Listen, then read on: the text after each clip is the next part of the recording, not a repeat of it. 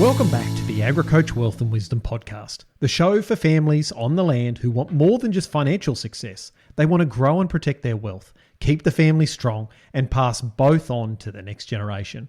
My name's Ben Law, the financial bloke, back with another mini episode, sharing wisdom I've gained from working with some of Australia's top multi-generational farming families. If you're looking for practical insights to help you stay ahead, dodge the traps, and build a high-performing family and business that lasts for generations, you're in the right place. So, let's dive in. So have you ever had one of those family conversations where you walked in really ready for it? You had all the facts, you had the spreadsheets, you had a perfect case lined up, and then ultimately you walked out with nothing, no agreement, no movement, and maybe even more tension than when you started. So why does that actually happen? Well, it's because logic, as much as we all love it, rarely helps families when they're stuck.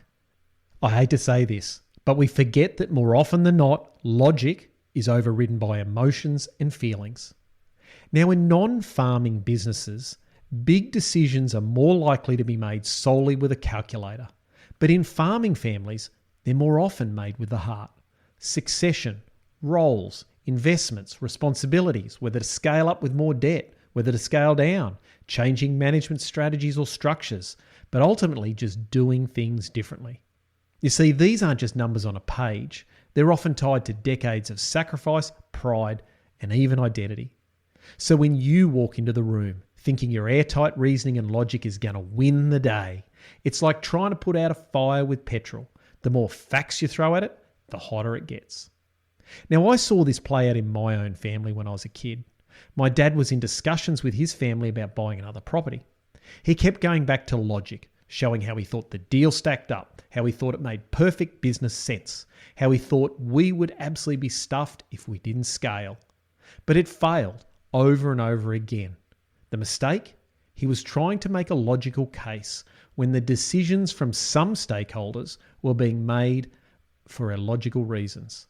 And those reasons were like pride, fear, and more than a few stories from decades past that still had a sting in the tail. It didn't matter how good his logic and maths was, and it didn't necessarily mean that he was right and the others were wrong. But until the feelings were addressed, nothing moved forward, and inevitably, they remained stuck. So if logic and facts don't move the needle, what does? Well, it's trust, it's emotion, and ultimately it's storytelling. And here are 4 quick strategies you might be able to use to help get your family unstuck in this situation. Number 1, start with feelings, not facts. I want you to lead with empathy, not data. So what does that look like? Well, Dad, I know this farm means everything to you, ... I get that these conversations can be tough, ... We all want the best for the family. Let's figure this out together. You see, when people feel heard or understood, they generally stop or are less likely to dig in. Strategy number 2, ask more, tell less. So instead of flooding the room with information, facts and figures, ask questions that makes them stop and think. And they've got to be good questions. So here's some examples. What would a successful transition look like for you, son? What's the most important thing to you in the future of the farm, Dad? How do you want to be remembered, Mum? People resist being told what to do, but when they have a hand in shaping the solution and they feel heard, again, they'll be more likely to back it. Strategy number 3, frame gains, not losses. Nobody likes to feel like they're losing something.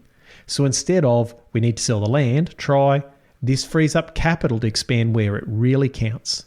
Instead of, we need to change how things are done, try, how can we make this even stronger for the next generation? And you see, this isn't sugarcoating.